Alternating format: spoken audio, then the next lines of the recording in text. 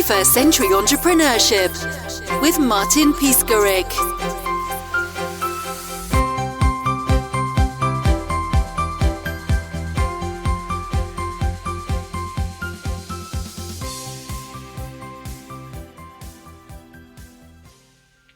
Viveka, hi. Please introduce yourself.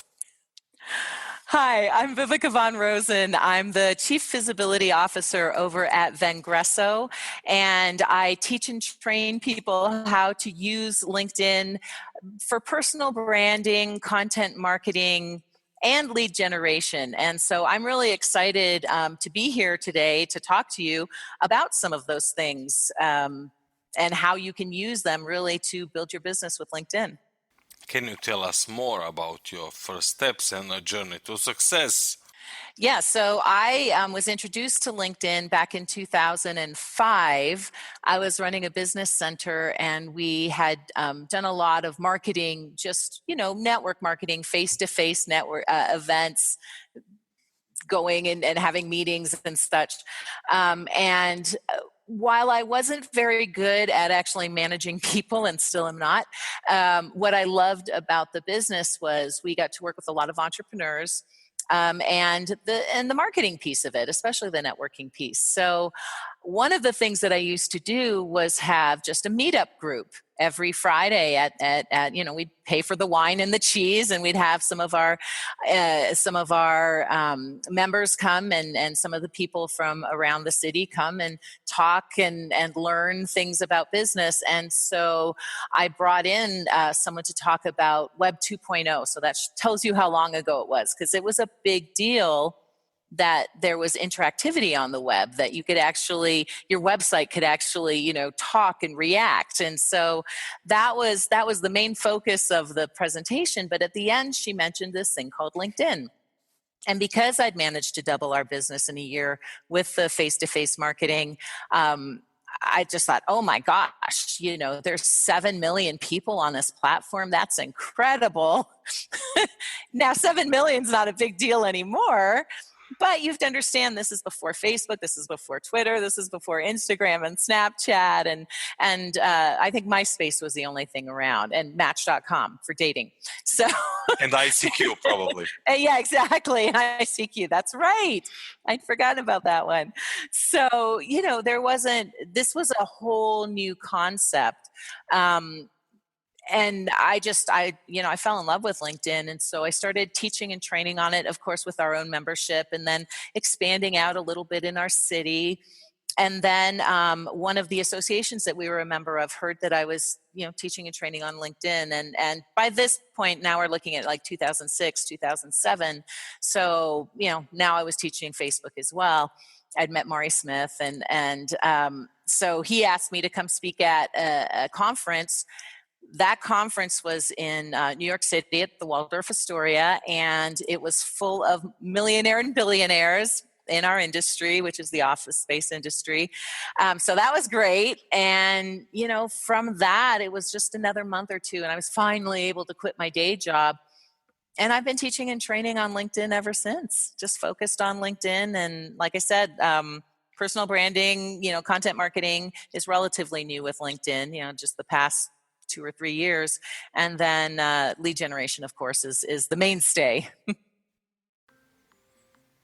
Speaking about LinkedIn, how important authenticity is? I'm glad you brought that up about authenticity, because the thing about LinkedIn, anyone can say anything they want about themselves.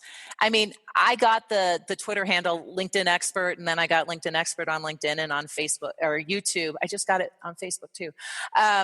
But that doesn't mean I am one, right? Just claiming the name. It's like, anyone can put up a website and say they do something, but the reality of the fact is they may not actually be very good at that thing. And you'll see that a lot on LinkedIn, people who have created a profile, and it's just, there's a sense of discord there. So you absolutely, if you're going to be on LinkedIn, even though it's on paper, as it were, you still need to come across as authentic. Well, you need to be authentic, number one, and then you have to come across as authentic. And that means, having an image that actually looks like you. A lot of people will upload a photo that's 5, 10, 15, 20 years old because they looked younger and prettier or more handsome then. But the problem is then you go to a conference or a trade show, or you go meet someone face to face for a meeting and they don't recognize you because you don't look a thing like you're. In fact, I have to get my hair's longer now, so I have to get some more photos so people can actually recognize me. That's number one. Number two, you need to share content that is absolutely business focused, and you need to maybe stay away a little bit from all the religion and all the politics, which is hard over here in the US, as you can imagine. But you also need to share information through updates that give people a sense of who you are and what you're interested in and the people that you're following and what influences you in business. And that helps with the authenticity as well. And then a huge one, a game changer, in my opinion, is this new native video feature that was just released on LinkedIn. That, if you use it well, that really, really can give people an excellent idea of who you are, right? And give that real authentic view into you and into your business.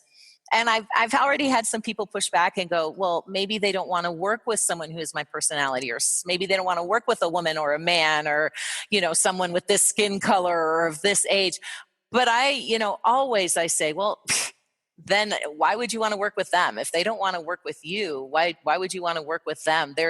I'm sure, no business in the world where there's only one potential and one potential client, and if they see you, there it goes. Like, you can find your niche market. You can find the right people to engage with, and to heck with the people who don't like you because you're tall, short, fat, thin, young, male, female, old, whatever. So that authenticity piece, though, is very, very important. And obviously on Facebook, where we have so many video features, and Instagram, where you have, stories. Well, you have stories on Facebook too, and all of these other, social sites where there's so much video. That is obvious. But, with LinkedIn, it's just like I said, it's been a very text-oriented site for a long time. So this is going to be a game changer for people who are authentic in their business.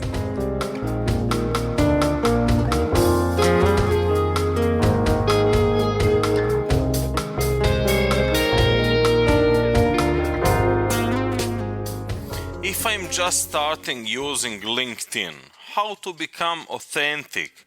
How to develop it? So, to really get that sense of authenticity across, the first thing is your brand, right? So having, like I said, a recent photo of you that actually looks like you is a big deal. Another thing, only put your name in the name field. You could put a nickname or something like that in there, but there's a lot of people who have, their name and then funnel expert of the world, and that just comes across as kind of cheesy.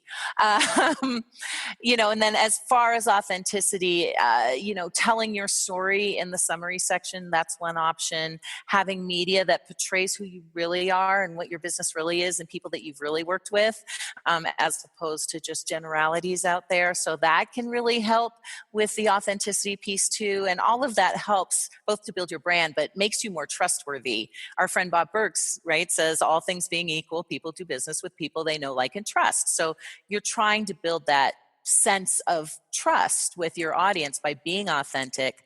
The other thing is creating content, and that'll just prove that you're the expert that you say. Well, I say I'm an expert. That'll just prove you are what you say you are on LinkedIn. So if you're claiming a level of expertise around a particular industry or product or service, then if you write about those things well, using short form updates, sure, but even better, the long form publisher posts, if you can do that, then that adds legitimacy and credibility to your profile, which of course increases your authenticity as well.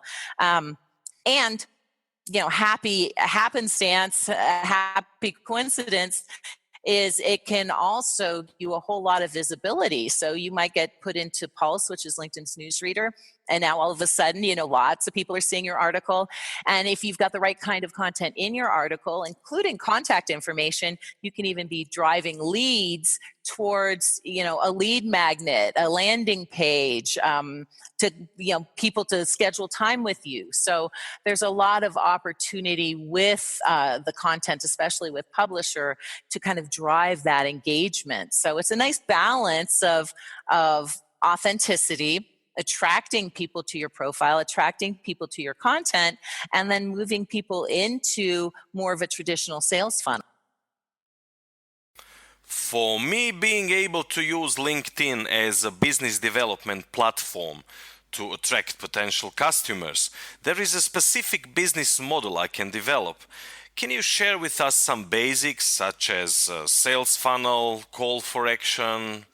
So as I mentioned, publisher is phenomenal in these long form posts, and there's ways that you can tie this in with, your typical funnels. So like on your publisher piece, you would put your calls to action, which is literally telling people to take action. Click here, watch this, call me here, read that, right? And so using those calls to action, so many people write phenomenal content. I was just talking to a prospect today, and we were reading through his stuff, and it was really high level. And then I got to the bottom, and there was nothing there. There was no call to action. There was no way of following up with this person. And so, that is key, having those calls to action, having something, giving something to your prospect so they can take the next step. So that's one thing that crosses over between, more traditional email funnels and LinkedIn. Another thing is the tripwire, right? Or the lead magnet or the tripwire. And that's a piece of content that's very accessible, i.e. free, but is still of extreme value. And so you'll see tripwires or lead magnets, white papers, checklists, videos, training programs, could be a 15-minute call with you. I mean, when you think about LinkedIn, it goes beyond just the traditional email marketing, internet marketing funnel type terminology, but you can you can obviously add images to LinkedIn Publisher. So if you do have a landing page, a tripwire, a lead magnet that is working for you in your email funnel, well then go ahead and put that very same one in LinkedIn Publisher. You don't want the whole publisher piece. You don't want the whole article just to be at that one magnet. You want your content to naturally lead into it. But then people can click on that, get sent to your landing page, put in their email address, put in their phone number, and now you have an opportunity to engage with them in two places. And that's okay, because sometimes people are on LinkedIn, and maybe there's a better open rate with LinkedIn Messenger, but you can't automate. Well, you can, but it's not a great practice to automate all your engagement on LinkedIn.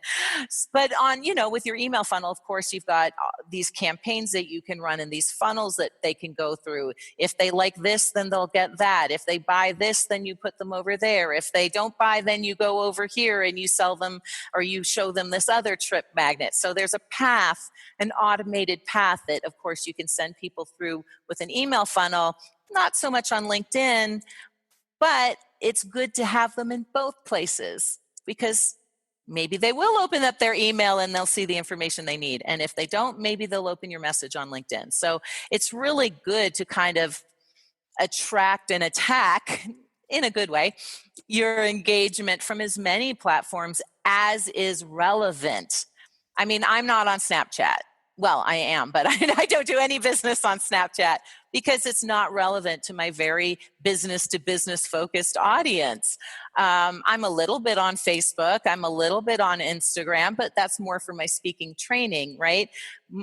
The impact of the media that I create and the engagement that I develop is really B2B, and it's my website, it's my blog, and it's LinkedIn. And that's really where I put my time and my effort. So just think about that for your own business. Now, if you're all over Snapchat and doing awesome on Snapchat, then you should keep doing that. Same thing with Facebook and Twitter, but just know where your audience is, and you want to develop strategies where your audience is.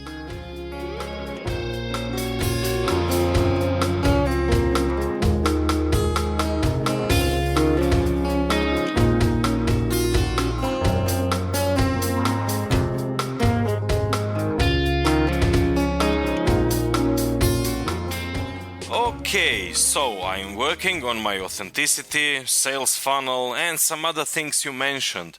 What else is of importance? I mean, on a basic level. So the thing about LinkedIn, I mean, I personally think it's a good platform for everybody, but I've been speaking as, to you today as a marketer, as a salesperson, as a public speaker, as an author. And I get everyone is, not all of those things. You might be a software engineer, sitting in your basement right now, designing code, right? You might be a teacher who's just on there because some of your kids' parents are on there. You might be a psychologist or a psychotherapist or a doctor or a nurse. So you have to approach LinkedIn in the manner of the business that you're in. Including compliance and stuff like that for legal and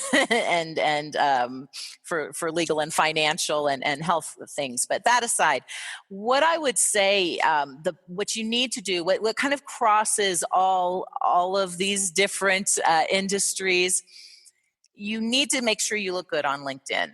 And I don't mean a sexy picture. I mean, your profile needs to look good, because even if you're a software engineer in your basement right now, you're probably going to want more jobs, or you might eventually need to look for another job. So you need to make sure that you look good as, a possible job seeker. You need to look good because a company might need someone a contractor to develop some software for them. And so you need to look good. Same thing with the teachers out there. I mean, when someone Googles your name, LinkedIn is the first, second, or third link that usually shows up. And so people are going to click on it and they're going to look at you. And so if you have barely any presence at all, or no presence at all, it really detracts from your credibility. And again, coming back to the trust thing. So if you're a teacher or a doctor or a psychotherapist, you still need to have that sense of trust and develop that sense of trust. So having a strong presence on LinkedIn, and then because it's just not that much effort, it really makes sense to just share an update or two a day. I mean, if you're on LinkedIn anyway, or if you're on the web anyway, reading content that's relevant to your industry, then just share it, because that gives people, again, a sense of who you are. It also increases engagement and people looking at your profile more. If you're my mother, you probably shouldn't be on LinkedIn. Right? So there are some people, they're retired, they're never going to be in business again, they're living on a yacht somewhere. You know what? You don't have to be on LinkedIn. But for most other people, whether you're a job seeker, an employer, an employee, a contractor, there is absolutely value in having that presence and establishing that brand.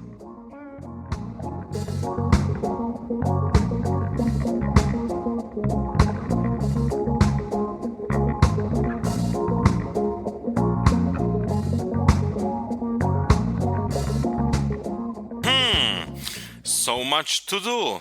Or am I experiencing lack of self-esteem? Maybe overreacting a little bit? So, the thing is, I I understand that I come from a marketing background, and when I'm talking about personal branding, I get it. And you're listening to me right now and you're probably going, "What are you talking about?" Here's the thing. It's not that you have to know about the concept of personal branding. It's just that you have to take that step forward and put your best self out there on LinkedIn, right? And that is what branding is about. It's just putting your best self out there so that you're available to new business opportunities. And yes, it's scary. It's scary, it's scary to put your photo up there sometimes. There are privacy settings on LinkedIn. You can adjust them to your level of comfort. Just be aware of that. There are some of you who are like, yeah, I totally understand why I should be writing. I don't write. You know what? just try it, just do it, just write a piece, send it to some friends and family and say, hey, what do you think about this? That's what my husband did with me. He's like, his first article, how is it? Um, so there's opportunity with video. Oh, please trust me. I know. I mean, there's so many people with this new native video that are like, I'm not getting on video. I don't know how to do video. I don't want to be on video. I'm uncomfortable on video. And it's just practice. But here's the thing. If you take that big step and you take that leap and you get on LinkedIn and you really work towards creating that strong, powerful presence, then it could open up a world of opportunity. I was running a business center and I didn't love my job. And now I get to fly all over the world and speak about LinkedIn. I mean, I didn't have my master's in LinkedIn or social media or even marketing, right? I established my area of expertise. So whatever industry you're in, think about it. Think about how you can use LinkedIn to take you to the next place. Maybe it's in a whole other direction. I often work with clients who are doing one thing and they hate it and they're ready to move on and try something else. So we establish that new brand for them on LinkedIn. So I promise you, with a little bit of effort, with a little bit of time investment, you really can take it to the next level. And unlike me, where there was like one book on LinkedIn when I started, it was Jason Alba's book. There are 40 or 50 or 60 or 120 of them now. 3 of them are mine. There's programs out there. There's ebooks out there. I have an ebook that will give you for free. There's all kinds of resources that you can use to help you in this journey on LinkedIn. Can you tell us more about ebook? So the ebook is the 7 LinkedIn mistakes that are costing you business. And, I've literally worked with over 10,000 individuals, over 100,000 people in my trainings. There's like 7 things that keep coming up. 7 things people do wrong all the time. And so I thought, you know what, rather than just over and over and over again going through those things, I'm going to write a book about it. So I wrote this little ebook. It's small, it's easy to digest. You can read it in probably an hour, but it actually goes through not only what the 7 mistakes are, but how to overcome them, what the solutions are. And so I want to make sure that you get that book, because a lot of you are kind of starting out on LinkedIn and you need that assistance. And so we want to make sure that you get that ebook, 7 Deadly Mistakes. So we'll make sure you get that link. And then for those of you who've been on LinkedIn for a while, it's still worth reviewing, because there might still be 1 or 2 things that you're doing wrong. And by fixing those 1 or 2 things, it could make the difference between making money and not making any money on LinkedIn. So we're really excited to be able to offer that to you.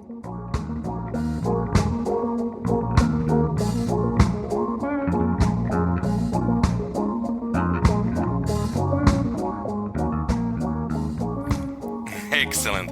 You are a very productive expert. What else do you offer? If I want to learn more, beside the ebook.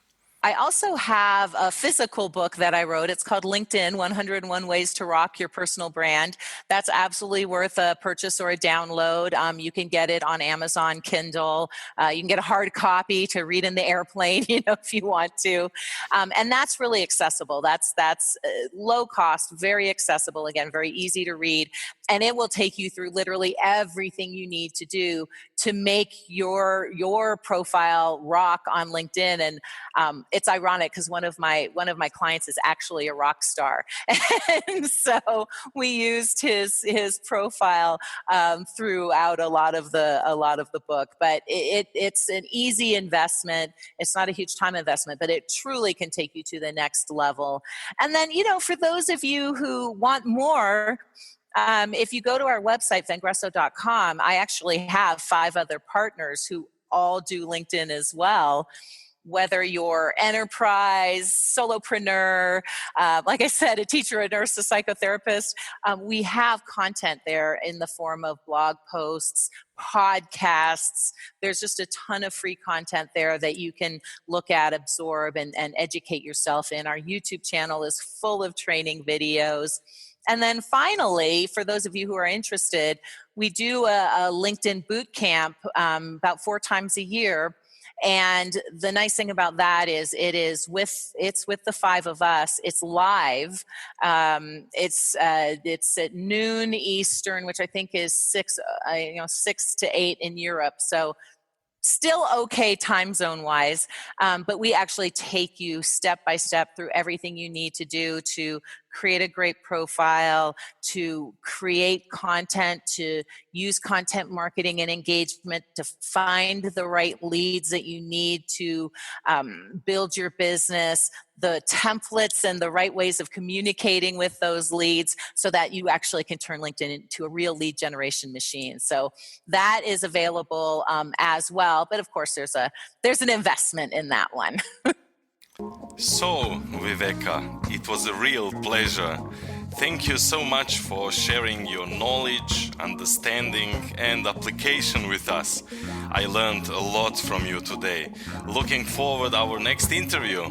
This has been such fun. Thank you so much for this opportunity. I hope that those of you watching and listening picks up something. And I hope you'll have me back again sometime. Thank you so much. Thank you for listening to today's episode. Spread the word by leaving a rating and review on iTunes. 21st Century Entrepreneurship with Martin Piskarik.